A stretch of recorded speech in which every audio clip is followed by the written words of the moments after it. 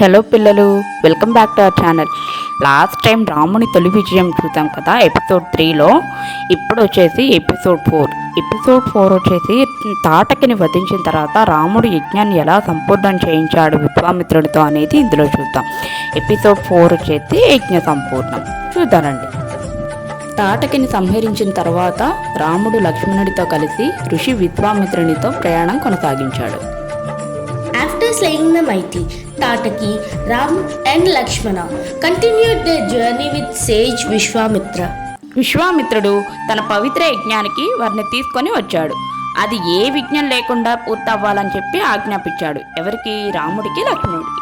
The sage led them to his scared yajna, which was to be performed without disturbance. అసురులు కోపంతో యజ్ఞాన్ని భంగం చేయాలని చాలా కుట్రలు ప్రయత్నాలు చేస్తూ ఉంటారు.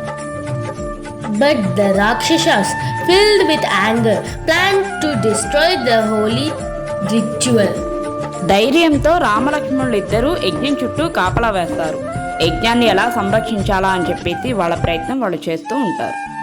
With unshaken courage, Ram and Lakshmana stood guard, protecting the yajna day and రాక్షసులు దాడి చేసినప్పుడు రామబాణాలు అగ్నిజ్వాలల వలె విరుచుకుపడ్డాయి. as demons attacked, Ram's arrow shone like fire, striking them down one by one. అసురులు ఒక్కొక్కరుగా నశించారు. యజ్ఞం విజయవంతంగా పూర్తయింది.